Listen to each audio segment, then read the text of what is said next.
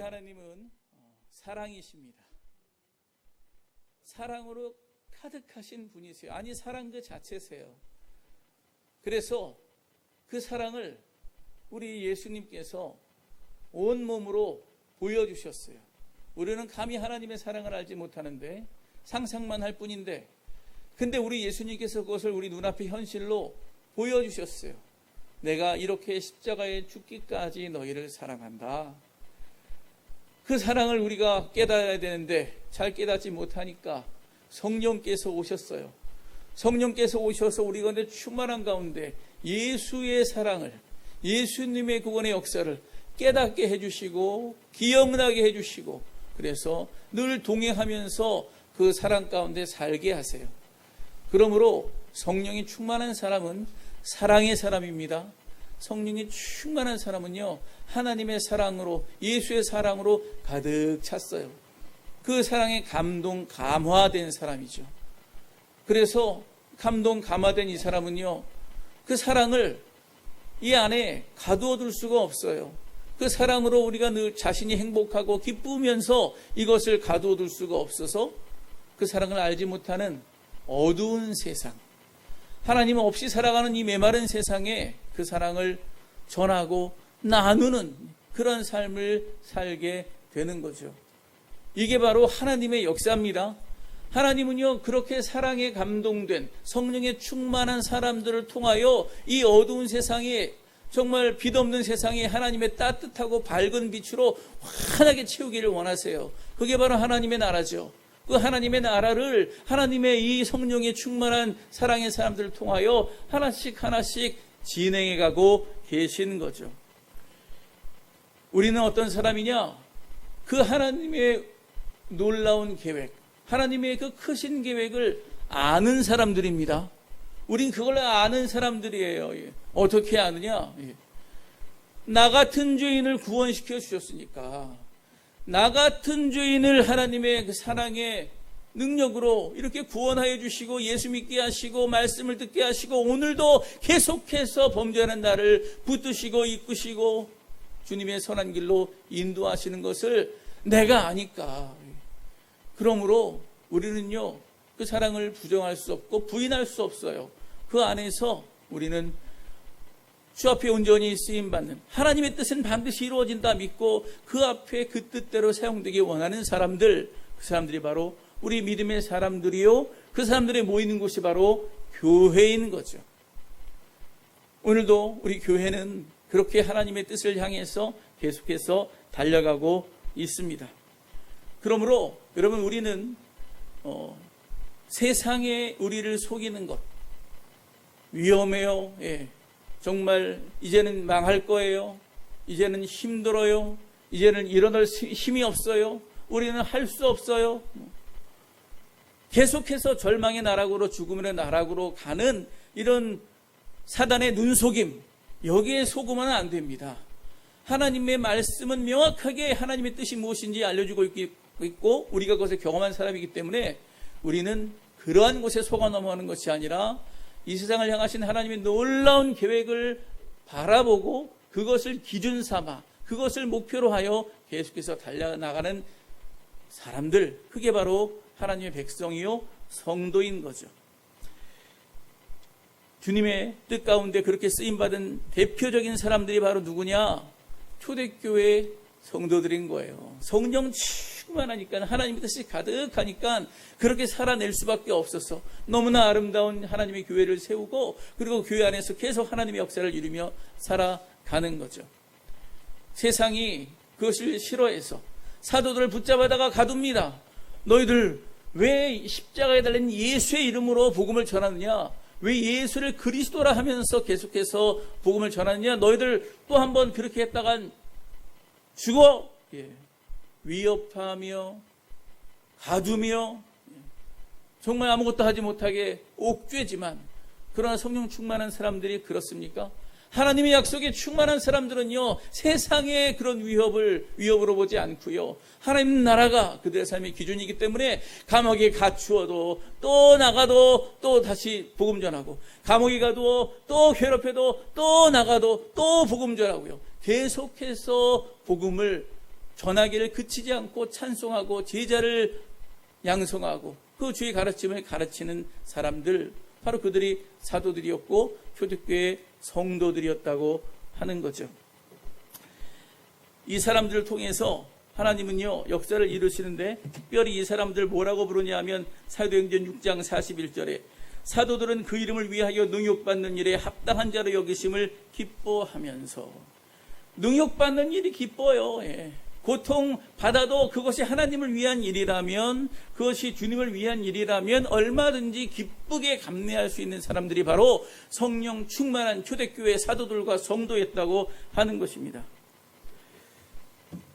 이렇게 정말 성령의 역사가 거세게 일어납니다. 그런 가운데 사건이 일어나는데, 바로 그 대표적인 사건이 뭐죠? 스데반의 죽음이 있는 거죠. 스데반이 너무나 성령 충만하여 설교를 하는데 사도 베드로보다도 더 대단한 설교를 하는 거예요. 성령의 불길이 사도들에게서 이제 성도에게 옮겨진 겁니다. 스데반은 성도입니다. 예. 성도지만 성령의 충만함이 이 스데반에게 불붙으니까요, 그 뜨거운 충만함이 하나님에 대한 사랑과 인류의 역사에 대한 고백을 이 스데반 이 사도행전 7장에서 쭉 하는데, 베드로의 설교보다도 더 길고 더 체계적이고 더 분명한 거예요. 그러니까 막 이 하나님 그 예수의 놀라운 구원 역사를 반대하는 어둠의 세력들은 위기에 몰린 거죠. 이거 부정할 수도 없고 사람들에 대한 영향력이 너무 크고, 그러나 이게 계속 번져나가던 자기들의 탐욕, 자기들의 그동안 몰래 감추었던 욕망, 그러한 것들이 다 드러나고 이제는 포기해야 되겠기에 그럴 수 없어서 결국은 스데반을 죽이는데 치사한 방법을 쓰죠. 거짓 증인을 세웁니다.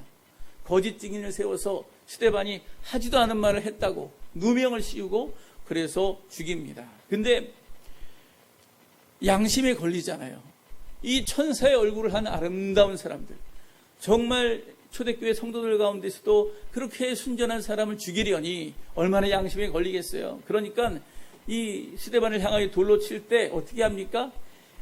큰 소리를 지르고 귀를 막고 악을 돋붙여 던져 죽이는 거예요.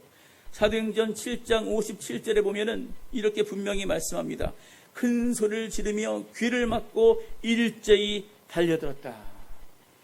양심의 소리를 그냥 억누르고 무자비하게 악독을 쏟아낸 거죠. 이렇게 거짓 증인된 사람들이 제일 먼저 사울 앞에 자기 옷을 벗어 내려놓습니다. 사람을 돌려서 죽이기 전에 내가 그 일을 먼저 하겠다고 옷을 벗어 내려놓는 건데, 그 내려놓은 사람이 바로 사울이에요. 이걸 통해서 우리가 뭘 알 수 있냐면, 스데반을 죽인 사람, 초대교회의 그런 핍박의 한가운데에 사울이 깊이 개입되어 있다는 거죠. 사울이 나중에 다메섹 도상에서 변화되어 복음을 전하지만 사울의 모든 일생의 사역 가운데 스데반의 그 아름다운 얼굴은 지워지지 않았을 거라는 거죠. 사울이 막 사람들 끌어다가 교회를 다 잔멸하고, 그죠? 예수 믿는다 그러면 다 집안에까지 들어가서 사람들 끄집어내가지고 옥에 넘기고 죽이고 하는 일을 했다는 사람이 사울인 거예요.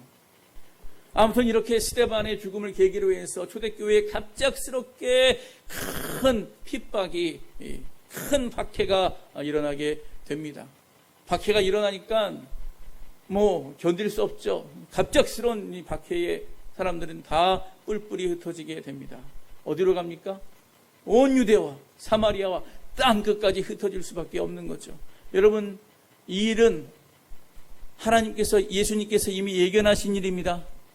사도행전 1장 8절, 오직 성령이 너에게 임하시면 너희가 권능을 받고 온 유대와 사마리아와 땅 끝까지 이르러 내 증인이 되리라. 될 것이다. 그게 내 뜻이다, 그 말이에요. 너희가 되기를 원한다. 너희가 그렇게 되면 좋겠다. 이게 아니에요. 너희는 그렇게 증인이 되리라. 될 것이다. 내가 그렇게 되게 하겠다. 그런 하나님의 계획이고 하나님의 뜻이죠. 하나님의 뜻은 반드시 이루어집니다. 우리는 그걸 너무나 잘 알고 있는 사람이죠. 초대교회 박해는 마치 그런 것과 같아요.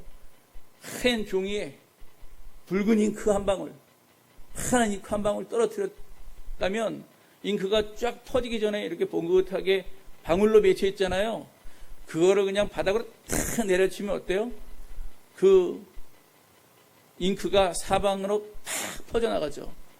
마찬가지로 예루살렘의 그 뜨거운 성령의 불길, 그런 성도들의 뜨거움이 있을 때에 갑작스레 박해가 일어나니까 성도들이 그냥 사방팔방으로 쫙 흩어지는 거예요.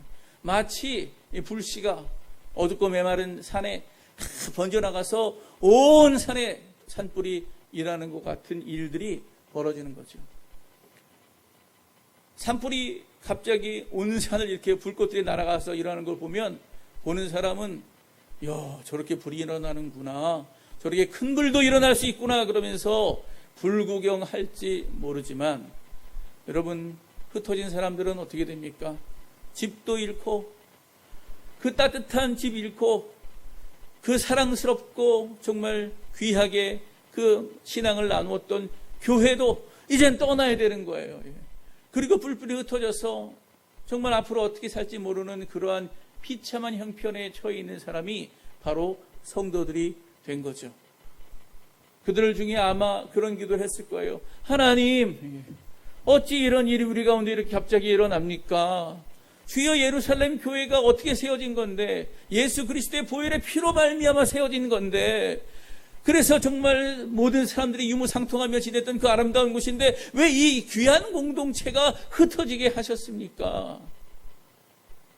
주 앞에 기도해도 누구도 거기에 응답하지 않고, 하나님도 말씀이 없으시니 너무나 답답하고, 또 앞으로 겪게 될 고난을 생각하니 너무나 두렵고, 그런 상황 가운데 있을 거예요.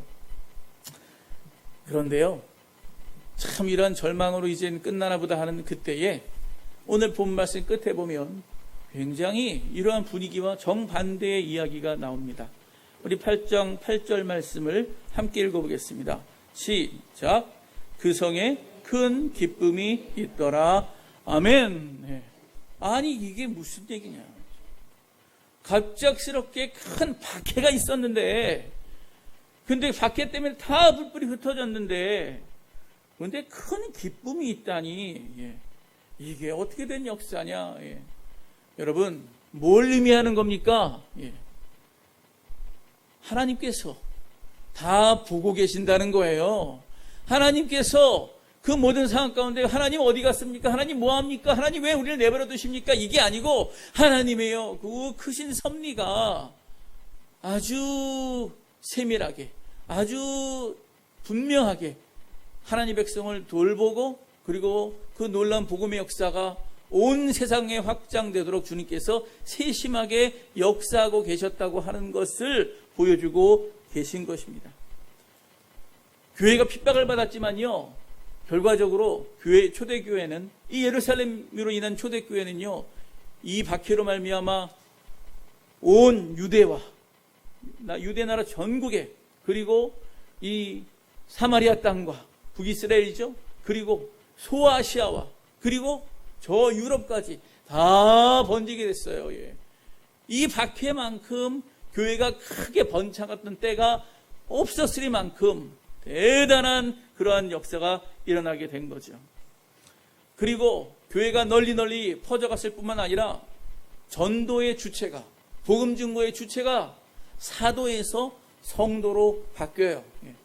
사도에게 뜨거운 성령의 불이 임했다고 그러면 이제 그게 성도들에게 더 크게 번지고 불이 붙어서, 지금 우리 본문 앞장에 보면은요, 이 스데반의 어떤 설교 그 이전에 보면 초대교회에 7 집사를 뽑은 사람이 나옵니다. 7 집사, 정말 성령 충만하고, 그리고 정말 지혜롭고 사람들에게 칭찬받는 그러한 7 집사 중에 지금 스데반과 빌립과 같은 아주 탁월하고 능력 있는 복음 전도자가 이제 일어나는 거예요. 그래서 사도들이 행했던 기적, 사도들이 행했던 놀라운 그런 구원의 역사, 이게요, 스데반을 통해서, 빌립 집사를 통해서 막 불일 듯 일어나는 것을 볼 수가 있습니다. 하나님의 크신 계획 뜻이 이루어지고 있는 거예요. 이걸 누가 상상이나 했겠어요? 그 박해 가운데 있는 사람들은요, 이걸 볼 수가 없어요. 왜 나는 이렇게 힘든가? 왜 우린 이렇게 어려운가? 왜 우리는 언제까지 이렇게 살아야 되는가? 이 날은 언제 끝나나? 막 괴로운 가운데 있지만은, 그러나 하나님은 이 모든 것을 다 바라보시고, 나만이 아니라, 이스라엘만이 아니라, 온 세상을 유익하게 하기 위해서 하나님의 놀라운 구원의 계획을 침착하게 하나씩 치밀하게 이끌어가고 계시는 거죠. 다 손해인 것 같지만, 다 망하는 것 같지만 그게 아니었다고 하는 거예요. 여러분, 예수님의 십자가 사건도 마찬가지죠. 예수님이 이제 끝나면 어떡합니까? 이거잖아요. 근데 예수님의 그 죽음이 부활과 더불어 온 세상에 소망을 주는 것과 마찬가지로 스데반의 순교도 이대로 이 아름다운 천사 같은 사람이 죽어야 됩니까? 그게 수많은 새로운 사건을 일으키고, 그리고 예루살렘의 큰 박해도 이걸 통해서 온 구원의 역사가 일어나는 계기들이 됐다고 하는 거죠. 생명 살림의 역사, 생명 구원의 역사, 복된 하나님의 나라를 세워가는 역사가 이렇게 일어나고 있다고 하는 것입니다. 이 모든 것은 하나님이 하신 일입니다. 이 가운데 빌립 집사의 이야기가 오늘 나옵니다. 5절 보면 빌립 집사가 사마리아로 갔다고 나와요. 사마리아 8장 5절에. 여러분, 이건 굉장히 희귀한 일입니다. 사마리아는 유대인들을 너무나 미워하는 곳이잖아요. 그 땅은요, 일부러는 안 가는 곳이에요. 절대 가는 곳이 아닙니다. 누가복음에 보면은 예수님과 제자 일행이 예루살렘 가기 위해서 사마리아 땅을 지나려고 할 때에 사마리아 주민들이 반대하잖아요. 못 가게 막잖아요. 얼마나 참 수치를 주며 모욕을 주며 방해하고 막는지 이 야고보와 요한이 예수님께 그런 말을 하잖아요. 주님, 우리가 기도해서 하늘에 불을 내려 저들을 다 태워버리니까 얼마나 화가 나고 수치스러웠으면, 모욕을 줬으면, 악을 행했으면 그런 말을 했겠어요. 그러니까 일부러는 안 가는 일이죠. 그러면 빌립이 사마리아에 왜 갔냐? 피난 간 거죠. 박해를 피해서 피난 간 겁니다. 나도 모르게 그냥 막 정신없이 도망가다 보니 사마리아 땅까지 오게 된 거예요. 그런데 그런 피난의 자리가 그냥 고난과 이유 없는 피난이 아니었다고 하는 거죠. 오늘 성경은요, 빌립이 피난 갔습니다 이렇게 말하지 않아요. 뭐라고 말합니까? 그곳에서 복음을 전했다 이렇게 나와요. 피난의 길이, 피난의 그런 나도 모르게 고통받는 그런 쫓겨난 길이 피난길이 아니고 뭐가 된 거예요? 복음 전도의 길이 된 거예요. 복음 전도 여행이 되어버린 거예요. 그래서 5절 보니까 그리스도를 백성에게 전파하니 이렇게 나오고요. 4절에 보면 빌립뿐 아니라 수많은 성도들이 마찬가지예요. 흩어진 사람들이 두루 다니며 복음의 말씀을 전할세. 성령이 충만하니까 흩어지든 어디로 가든 그곳이 다 전도의 자리, 선교의 자리로 바뀌는 역사가 일어난 것입니다. 빌립이 파송받은 것도 아니고 미리 전도하러 계획한 것도 아닌데 하나님께서 그렇게 만들어 주셨는데 여기에 그렇게 쓰임받은 중요한 우리가 잊지 말아야 될 근거가 하나 있는데 그것은 뭐냐 하면 이 빌립과 이 초대교회의 모든 성도들이 다 어떤 사람이었냐? 따라해 보겠습니다. 성령 충만한 사람, 성령으로 충만한 사람, 성령과 지혜가 충만한 사람이었기 때문에 그 뜨거움을 정말 어떻게 감출 수 없었던 사람이기 때문에 그 박해 가운데서도 신앙을 지키기 위해서 배반하지 아니하고 그걸 지키기 위해서 나아갔던 사람이기 때문에 그가 어디 가든지 그 자리는 복음 전도의 자리요, 부흥의 자리요, 불이 붙는 자리가 되었다고 하는 것이죠. 여러분, 십자가 복음, 성령 충만한 사람은요, 십자가를 통하여 십자가 복음 가운데 자기가 그 안에서 예수와 함께 죽은 사람입니다. 그리고 예수와 함께 죽고 예수의 은혜로 다시 태어난, 정말 그 심령이 부활하듯 다시 태어난 그 사람이 바로 성령 충만한 사람이에요. 그래서 내 자신의 예수를 왕으로 모시고 예수님이 나의 주인 되어서 내가 사는 것이 아니라 내 안에 주님이 사는 것이다, 이렇게 생각하고 하루하루를 살아가고 죽음을 대하고 그리고 그들의 주어진 삶을 살아가는 사람들, 그 사람이 바로 성령 충만한 사람이에요. 그리고 그 사랑이 하나님의 세계를 함께 그 안에서 추구해가는 사람, 그 사람이 바로 성령 충만한 사람이다라고 하는 것입니다. 그 사람이 가는 곳에는요, 어느 곳이나 어떤 자리라도 다 복음 전파의 자리, 복음 증거의 삶을 살게 되는 거죠. 이로 인해서 그 미움의 땅, 그 배척의 땅, 그 메마른 땅 사마리아에 큰 기쁨이 임합니다. 그 사랑으로 가져가니 질병이 떠나가고 귀신이 떠나가고 나음을 입고 회복을 하게 되는 그런 역사가 나타나게 된 거죠. 여러분, 하나님이 하셨는 줄로 믿습니다. 하나님께서 그 성령 충만하게 하셔서 그 사람을 사용하셔서 하나님의 놀라운 구원의 역사를 이루신 거죠. 하나님은 무서우신 하나님입니다. 하나님이 한번 내가 선하고 착한 사랑이 하나님이 나를 만들겠다 하면요, 반드시 만드시는 것이 우리 하나님이세요. 누구도 그것을 거역할 수가 없습니다.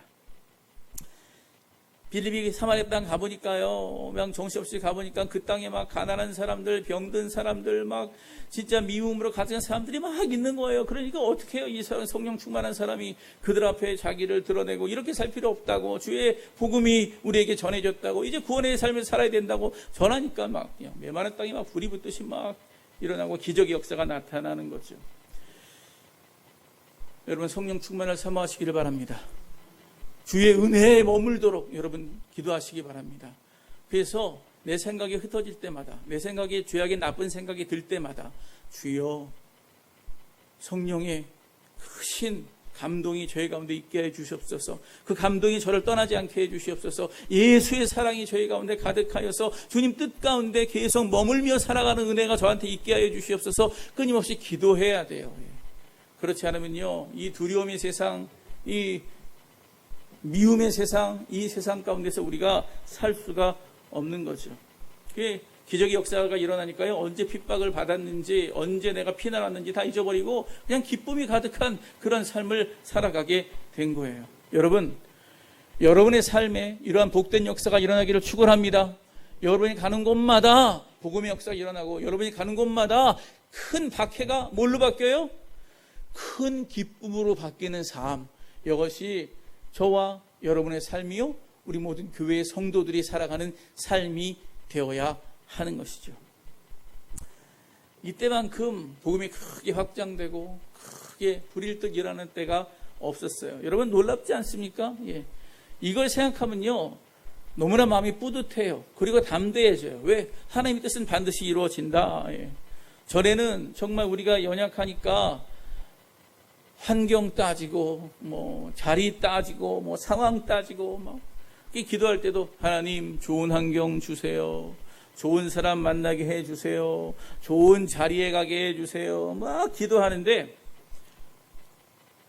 성령이 충만하면, 여러분, 그런 기도도 이제 좀 더 발전적으로 좀 더 나아집니다. 어떻게 나아지냐? 주여, 어려운 곳에 좀 보내주세요. 아무도 안 가겠다면 좀 저를 보내주세요. 아굴굴짝 빈들에라도 제가 이름 없이 밑도 없이 가겠습니다. 이런 말이 나오는 거예요. 그러면요, 하나님의 그 역사 앞에 두려움이 없고 담대하게 기쁨으로 살아갈 수 있는 삶이 되는 거죠. 하나님의 계획을 믿기 때문에, 하나님이 함께 하시는 것을 믿기 때문에 그렇게 기도하게 되고 그러한 삶을 살게 되는 것입니다. 여러분, 우리 가운데 너무 고통스럽다, 나 지금 너무 힘들다, 너무 죽겠다 하는 분들이 혹시 계십니까? 계신 줄로 알고 있고 정말 계시다면 여러분, 이렇게 기도하시기 바랍니다. 사도행전 8장의 역사가, 큰 박해가 큰 기쁨으로 바뀌는 그런 위대한 역사가 저희 안에 일어나게 하여 주시옵소서. 성령의 충만함 가운데 성령의 역사를 힘입고 주님 붙잡고 따라가는 그러한 삶이 저희 가운데 있게 하여 주시옵소서 간절히 기도하시기를 바랍니다. 아무 염려할 것이 없고요. 두려워할 것이 없어요. 그리고 주 앞에 그렇게 기도했다면 여러분의 삶을 아버지 앞에 드려야 돼요. 여러분의 삶을 헌신해야 돼요. 주님께 그러한 꿈, 그러한 아름다운 삶을 살기를 바라면서 기도는 그렇게 하는데 나를 주 앞에 하나도 드리지 아니하고 내 것은 늘 움켜쥐고 있으면 여러분 어떻게 하나님의 그 놀라운 구원의 역사에 동참할 수가 있습니까? 그렇게 소망하고 그렇게 기도하고 그렇게 여러분의 삶을 아버지 앞에 올려드리시기를 간절히 바랍니다. 그러는 가운데 하나님의 놀라운 섭리 역사, 은혜 역사, 기적의 역사가 나타나게 되는 것이죠. 전임이죠. 미국의 대통령 오바마 재임 시절에 이 오바마 대통령이 한국을 좋게 보는 점이 하나 있었어요. 다 알다시피 뭐냐면 한국의 교육이에요. 교육. 한국의 교육 정말 대단하다. 정말 어렵고 힘들고 열악한 민족이고 작은 민족인데 어떻게 이렇게 그 가운데서 이걸 뚫고 일어나 정말 사람들이 이렇게 많은 사람들이 대학 교육을 받고 이렇게 미국의 주류 사회에서 이렇게 올라오고 하는 일들이 가능한가? 자기네 나라의 그 흑인 사회들을 보고 그리고 가난한 그런 사람들이 정말 자꾸 사건 가운데 또 어둠 가운데 나가는 걸 보고 한국을 좀 배워라 그랬잖아요. 그런데 오바마 대통령에게 이렇게 강하게 한국 교육에 대한 어떤 영향을 미친 사람이 누구냐 하면 입법 특별 보좌관으로 임명된 크리스토퍼 강이라고 하는 사람이에요. 크리스토퍼 강이라고 하는 사람, 한국말로는 강진영 변호사인데 이 사람이 누구냐? 이 사람이 진짜 한국 사람으로서는 미국의 정치계의 고위직의 최고까지 올라간 사람이라고 볼 수 있는데 이 사람이 누구냐 하면 부시 행정부 때 국가장애위원회 위원으로 활동하신 한국 사람 누구죠? 강용우 박사의 둘째 아들이에요. 야, 한 가문에 이 강씨 집안에 부시 행정부의 정말 고위직까지 올라가고 그리고 오바마 대통령이 자기 아들은 고위직에 올라간 대단한 그런 명문가를 이루게 된 거죠. 굉장한 경사고 기쁨인데 여러분 이 모든 것이 강용구 박사는 뭐라 말하냐 하면 우리 자기 자신에게 일어난 갑작스런 큰 환난 때문에 이것이 가능했다 그렇게 고백을 하는 거예요. 강용구 박사가 눈이 실명된 사람이잖아요. 맹인인데 시각장애인인데 어떻게 됐냐면 그가 중학교 때 14살에 축구하다가 공에 맞아서 실명을 했어요. 이야 이거 뭐 어린아이가 그 창창한 아이가 두 눈을 다 잃었으니 어떻게 삽니까? 여러분 그 옛날에 우리나라에서 두 눈을 잃으면 어떻게 살죠? 안마사 아니면 길거리의 점쟁이에요. 그 길을 벗어날 수가 없어요. 그 당시에는요. 그런데 이 강용호 박사가 부모님 다 돌아가시고 누나도 정말 고된 노동으로 죽고 나머지 이 삼남매가 다 뿔뿔이 흩어져가지고 고아처럼 살았어요. 그런 고아가 돌봐주는 사람 없는 고아인데도 그에게 유일하게 남아있는 힘이 있었는데 그것이 뭐냐면 어머니에게서 물려받은 신앙이에요. 너는 하나님의 사람이다. 하나님의 사람은 하나님의 형상을 따라 지음받은 사람이다. 고귀한 사람이다. 아무렇게나 살 사람이 아니다. 하나님의 고귀한 사명을 감당하고 그것을 이루어야 될 사람이다. 이게 막 강력하게 그 어린 이 강용호 박사의 마음 중심에 새겨진 거죠. 그러니까 나는 그냥 점쟁이 하면서 안마사 하면서 사는 것보다는 난 공부 더 하고 더 귀하게 쓰임받을 거야. 이 마음이 강한 거예요. 그 어려운 중에도 맹학교 나오고 중고등학교 나오고 그리고 고군분투한 끝에 연세대학교 들어가고 그리고 미국에 유학해가지고 학위를 막 따게 됩니다. 뭐 심리학 박사, 뭐 교육행정학 박사, 뭐 그 어려운 중에도 공부에 최고의 공부를 하고 그리고 최초의 한국 맹인 박사로서 이제 자기 삶을 밝게 비춰나가며 주 인도하심대로 따라 나가는 거죠. 늘 자기 마음에 생각하는 거죠. 나는 축복의 도구다. 나는 하나님의 축복의 도구다. 자기 실명이 오히려 큰 가문을 일으키는 데 도움이 되었다. 그가 뭐라 말하냐면 저희 가정 모두가 저의 실명 때문에 복을 받았습니다. 그래요. 왜요? 저의 실명 때문에 저를 돕기 위해서 우리 아내는 장애인 전문가가 되었고 장애인 공부를 열심히 한 거예요. 그리고 자기 큰아들은 자기 아빠 눈 고쳐주겠다고 열심히 공부해가지고 안과 의사가 되었고, 자기 둘째 아들은요, 이 강유 박사 자기가 이 글 쓰기가 힘드니까 아버지의 글 써주느라고 계속해서 글 쓰는 연습하다가 글을 잘 쓰는 사람이 되었고 변호사가 된 거예요. 가족 모두가 갑작스러운 실명, 갑작스러운 박해, 갑작스러운 절망 때문에 오히려 큰 기쁨을 얻는 그런 일을 경험하게 됐다는 거죠. 여러분, 하나님 말씀에 붙잡히면, 성령으로 충만하면 그 어떤 환난도 기쁨으로 바뀌게 되는 줄 믿습니다. 핵심은 우리가 그 하나님의 약속을 믿느냐, 그 손을 붙잡느냐 하는 거예요. 주님은요, 우리가 잘 되기 원하세요. 그래서 늘 사랑의 손을, 늘 도움의 손을 뻗치고 계세요. 여러분 지금 보이세요? 여러분의 영적인 눈이 띄어진 사람은요, 하나님의 손길을 볼 수 있습니다. 하나님이 우리를 돕기 위해 손을 뻗고 계세요. 중요한 것은 우리가 그 손을 붙잡아야 돼요.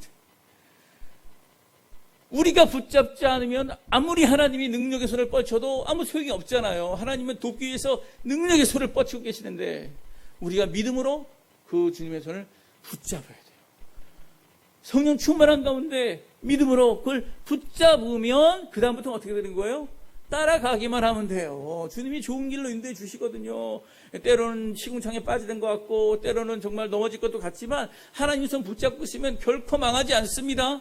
하나님이 그 모든 길들을 다 이렇게 이끄셔서 결국은 잘 되게 하시고 복받게 하시고 하나님의 영광의 그 길, 사명의 길, 기쁨의 길로 가게 하신다고 하는 거죠.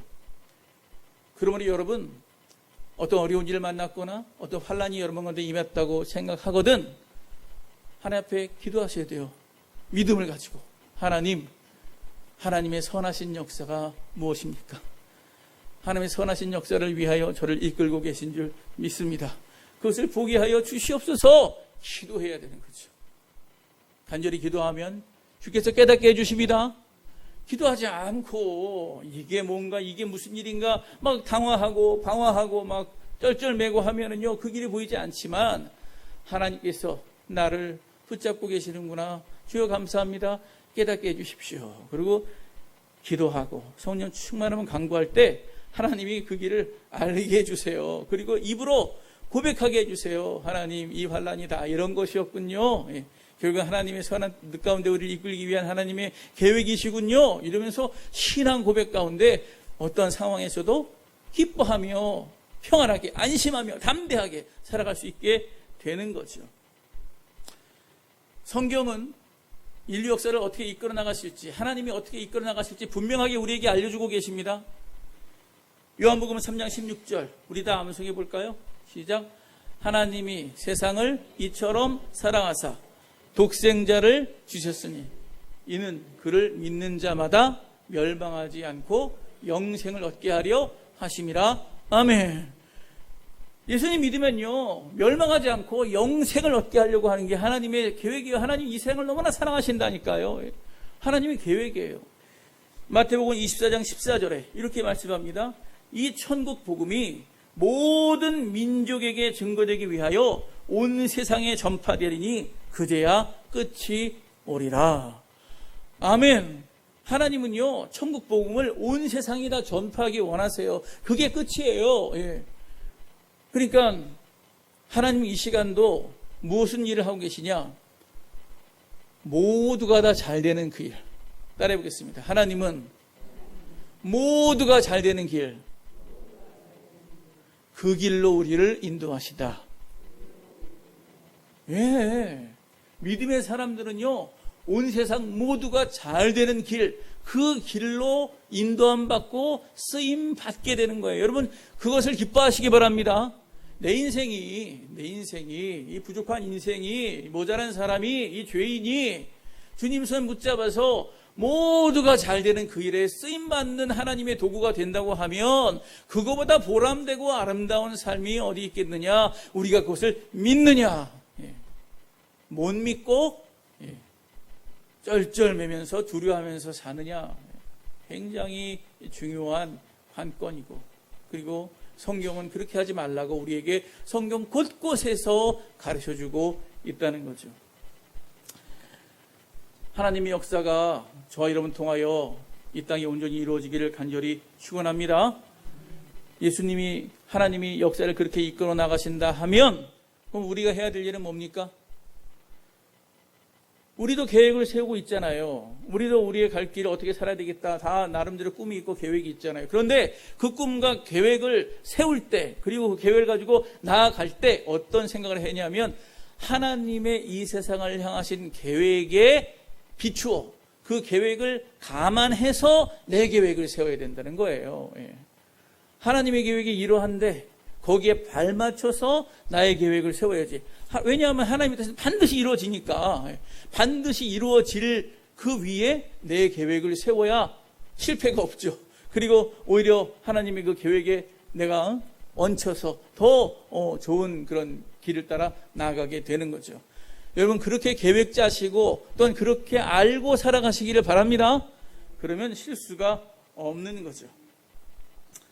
아무리 내 안에 환란이 닥친 것처럼 보이고 어려운 그런 상황이 놓여진 것처럼 보여도 주님의 우리를 향하신 사랑은 정말 재앙이 아니라 소망이요, 희망이요, 기쁨의 길이라는 것을 우리가 깨닫고 그 길을 담대하게 걸어가는 저와 여러분 되기를 바랍니다. 우리가 오늘 현재의 모습 안에서는 하나님의 끝끝인 계획과 섭리를 다 우리의 작은 머리로 이해할 수 없지만 하나님의 크신 손길, 그 선하신 계획을 우리가 신뢰하고 오직 하나님을 바라보라, 예수를 바라보라, 나와 함께 하시는 그분 의지하라, 그리고 그분과 함께 동행하며 살아갈 때에 결국은 잘 될 수밖에 없는 것이 백성의 삶입니다. 그래서 하나님께서 로마서 8장 28절 우리에게 말씀하고 계시는 거예요. 우리가 알거니와 하나님을 사랑하는 자 곧 그 뜻대로 부르심을 받은 자들에게는 모든 것이 합력하여 선을 이루느니라. 아멘. 네.